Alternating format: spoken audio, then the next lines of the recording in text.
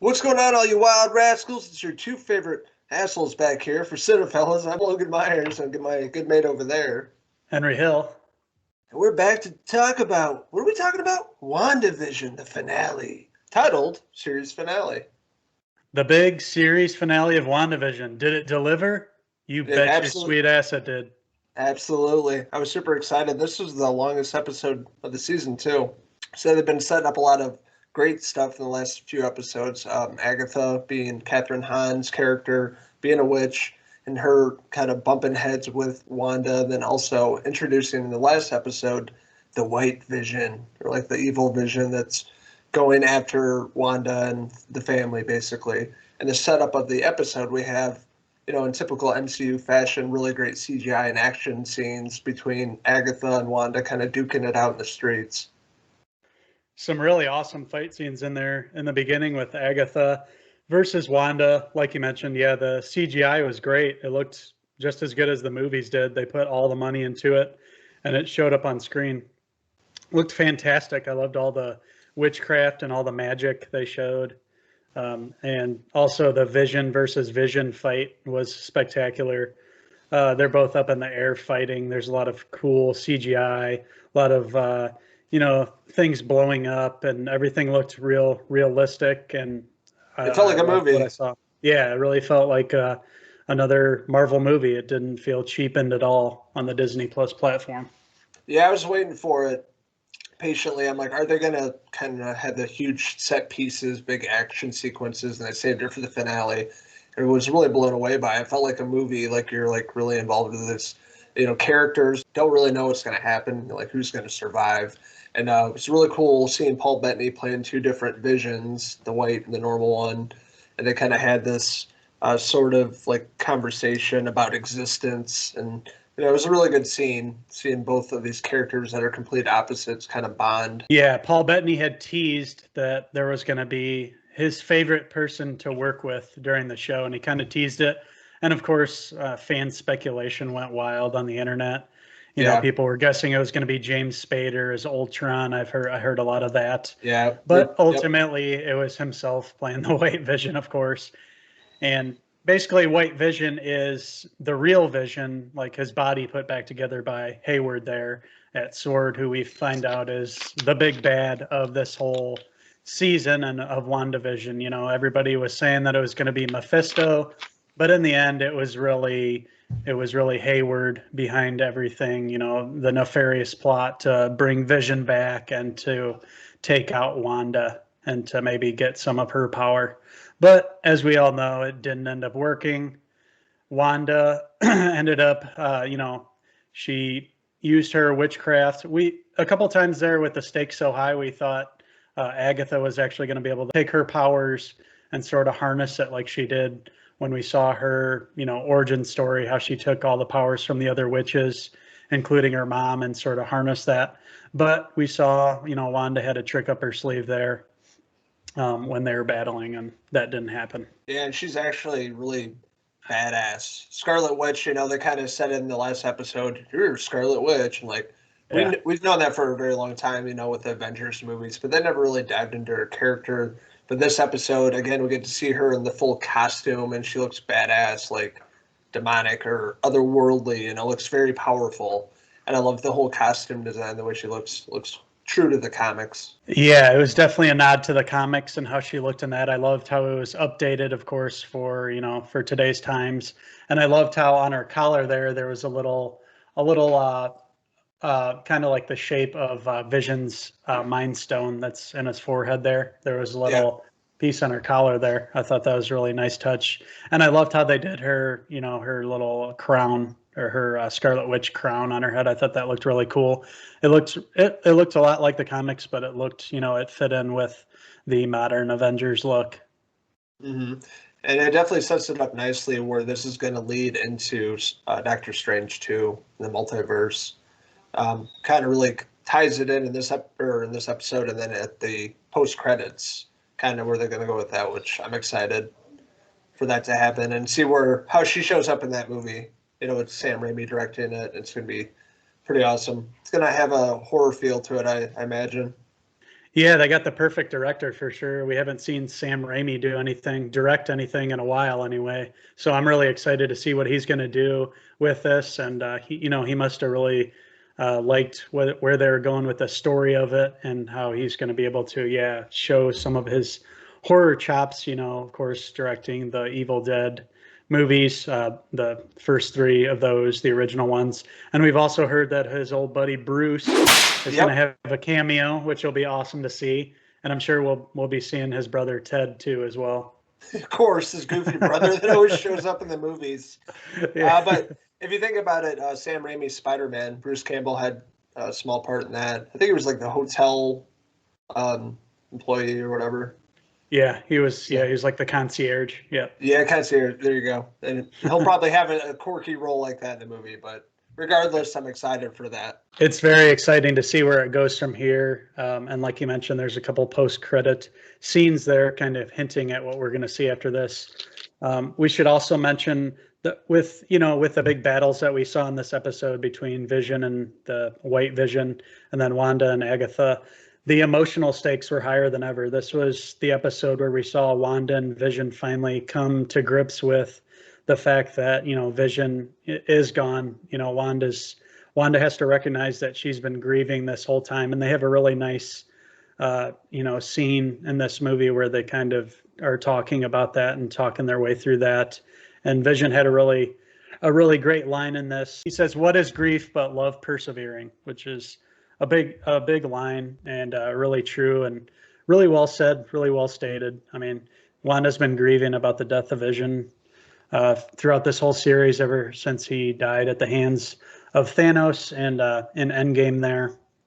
And we finally saw them kind of come to grips with it and deal with it. And yeah, Wanda realizes that she has to let him go, but she doesn't really have to let him go.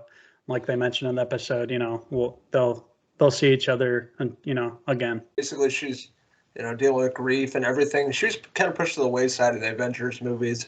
Anyways, she didn't really have a big part. He dies. Whatever. Only about 20 minutes, I heard, like altogether. Yeah. She never really had any good character development, but they really kind of ironed that out in this series, especially in the ending, what she's dealing with and what she gives up. She gives up her dreams to really save the people of Westview, the people that were kind of in the hex part of this world, that were suffering, that have families, jobs, that they're stuck in this world. And she's kind of just saying, thank you, and gives up her happy life with her kids and Vision, her husband, to save the people. So I thought that was kind of cool. We're looking at the series and she's the bad guy, the villain, but she really comes through in the end. And she has a really great character arc. The arc was very great. Yeah, just starting at the beginning, we didn't really know for sure what was happening with the beginning episodes where it was all a sitcom. And then slowly as they, pulled back the curtain, we got to see what everything was really about and how this was, her story of trying to hold on to the memory of Vision and kind of live out their perfect life that they never got a chance to, because Vision was, of course, killed. So, yes, I thought the finale tied all the emotional elements up really well, in addition to obviously, dealing with Agatha and White Vision and Hayward. And, there were also a lot of, people wondering, what's the deal with Evan Peters coming back as Pietro? Was that going to be, is that like something saying like, wink, wink, here comes the X-Men? There are just so many. Yeah, exactly. There were just so many Easter eggs. People were trying to, come up with their own, predictions for what was going to happen. But ultimately, in the end, it wasn't Pietro. It was just the guy, and he's just a guy in the town. His name was Ralph Boner. Are you talking about Boner from Growing Pains? Right. So yeah, I was listening to the Kevin Smith Fat Man Beyond podcast, and they had Matt Shackman, the showrunner and the director of all these episodes, and he was talking about that, and he was talking about Ralph Boner. Well, Matt Shackman had an acting career when he was younger in the 80s and 90s, and he appeared in a lot of those classic sitcoms. And one of those classic sitcoms was Growing Pains. So the nice. Ralph Boner character was a nod to Boner Stabone, the character from Growing Pains. That's of course the friend that ended up going to the military there and having to say goodbye to Seaver. what was Seaver's first name? Was it Mike Seaver? Mike Seaver? Right. It was a nod to that, which was pretty funny. In the end, yeah. Everybody was so excited for this, how it's going to tie into the X-Men and the MCU, and it was just like, nope, that's not. It's just a random character, a random guy that lives there, Right. you know. And it was Agatha all along. Yes, it was. We knew Catherine Hahn was going to have a big role. I mean, it wasn't so much of a surprise, but it was still really well done. I liked how they waited until the final two to finally reveal it. And I thought Catherine Hahn was great in this series, as was everybody really. I mean, Paul Bettany and Elizabeth Olsen were fantastic. They were the main focus of the show, and they both like knocked out their roles out of the park. They were very charming, very real. They dealt with some emotional stuff, and yeah, their performances are great. So I can see this WandaVision being nominated for some awards for sure. Absolutely, and even the supporting cast is phenomenal in this. Monica Rambeau, I thought she was great. She didn't have a lot to do in the final episode, but I thought it went out nice, and it tied into Captain Marvel too, with the post-credit scene. I like Jimmy Woo's character. Hopefully, he does have like an X-Files Marvel show down the road. Yeah, everybody wants that. The Jimmy Woo show. Maybe Jimmy and Darcy can have their own show. Yeah, and even Darcy, I liked her a lot. I don't like her as an actress, but I thought she was really great in the role. Yeah. She had a cool arc as well. But yeah, all around, just the cast is really phenomenal. Obviously, the best being Elizabeth Olsen, Paul Bettany. But the supporting cast is really solid across the board. I agree. I liked how Darcy just appeared. She only had one small scene in the end, but she kind of just appeared right when Hayward was trying to get away. And she comes in the ice cream truck there and smashes into him. You're not getting away, Hayward. And they lock him up there. Yeah, so, it had a comedic part to it, yeah. And then he gets arrested, basically. So who's going to be running S.W.O.R.D. at this point in the future? You know, it sets it up for Phase 4 for the MCU, a lot of things in the future. And it really ties up a lot of loose ends, I thought, as well. I liked how they kind of went out with a bang and where they're setting it up for the future. They're setting it up for the future. Yeah, there's a lot of dangling questions there that are going to have to be addressed within Doctor Strange 2. There's going to be some time before Doctor Strange 2 comes out. I mean, we got a full year. It's not going to come out until 2022. So we have the Eternals. We have Black Widow. Falcon and Winter Soldier coming out. Falcon and Winter Soldier. Yep, that'll be the next one that we're going to try to review the episodes for. And then we also have the Loki Disney Plus series. So we have some Marvel movies and shows that'll be coming out to sort of keep us all busy with the other storylines within Marvel, and then finally we'll finally see Doctor Strange 2, and we'll get to see where it'll pick up with Scarlet Witch. Yep, absolutely. With that being said, I had a really great time with this series. I went in with super low expectations, not really knowing what to expect, except that it takes place back in the day. And really, diving into this world and finding out the backstory of Wanda and the relationship with Vision, how she created this false, fake world, sitcom world, and brought all these innocent people into that are kind of trapped. And the way that it all pans out at the end, I thought it was just really great storytelling. The showrunner, directors, everybody that worked on the show really blown away by it. Hey, Matt Shakman was the man for the job. He did some work. He's done a lot of work on It's Always Sunny in Philadelphia. He's done 40-some episodes of that. He's done Game of Thrones. Yeah, he did a season 7 of Game of Thrones. And they had him come into the Disney studios, and he gave his pitch for the show. They really loved it, of course, and they really did a good job, choosing him. He showed that he was very familiar with this sitcom world, and I loved how they crafted especially those, the first couple episodes, just introducing us, keeping us all guessing, like, what's going on here? Why are we in this sitcom world? And I loved how each episode slowly peeled back the curtain. We were learning more and more as we went. The surprises were there all the way into the end. For all the people guessing, they weren't able to guess, ultimately guess everything that was going to happen. They gave us a lot of fan service, being, fans of, if you're a fan of the comic book series, just the relationship between Vision and Wanda, and just how everything came together for being a Disney Plus TV series, and the very first one.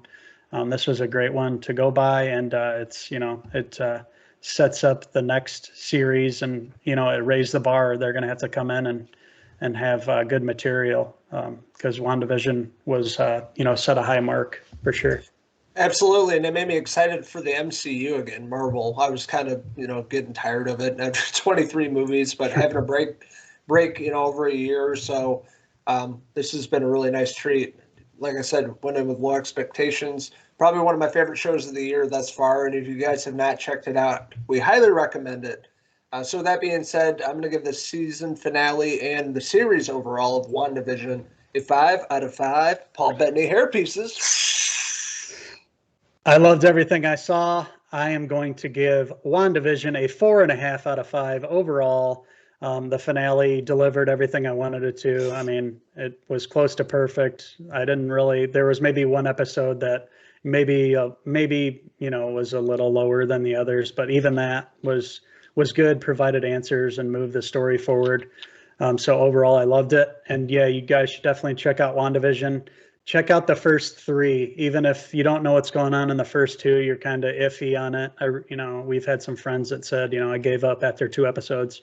At least watch the first 3, because that third one really, shows you what's going on in the first 2, and you'll be like, oh, okay. And then it sets it up for the rest of them really well. So yeah, WandaVision was great. We loved it. I can't wait to review Falcon and Winter Soldier next with you, Mike. Yeah, we got that and Mighty Ducks hitting Oh. Disney Plus at the end of March as well. So we got a lot of good content to talk about. Both I'm giving a 4.5 out of 5 Ralph Boner hair pieces. Thanks for checking us out. We got more videos coming up right here on our YouTube channel, more podcasts coming up as well. The Uncle Henry and the Cinefellas Boys interviews and more reviews. So lots of great content, so stay tuned for that. Stay tuned for a great giveaway. And we'll make that announcement shortly here. You'll be seeing the announcement pop up. We actually announced it on the tail end of a review, which nobody seemed to make it to, which is okay. It was just a test. That's fine.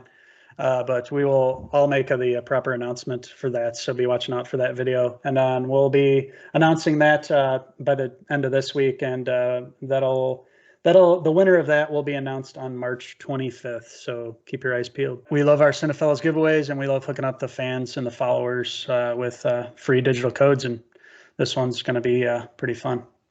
Yeah, absolutely. We got next Sunday, we got our podcast coming up. So looking forward to getting the crew back together, Uncle Jesse and everybody, and talking about movies for about 3 hours. Those are always fun. So yeah, I can't wait. It's been a few weeks for me with vacation and work and everything, but yeah, it'll be nice to get back on the schedule and get on with the fellows, and let's talk some movies and shows. So this is Logan Myers and my good mate over there, Henry Hill, signing out from Cinefellas until the next TV review. Cheese! Man, those boys are wild. I can't believe they reviewed every episode of WandaVision this season. I had a blast hearing those boys talk about me. Love you all. Love, Aunt Catherine Hahn.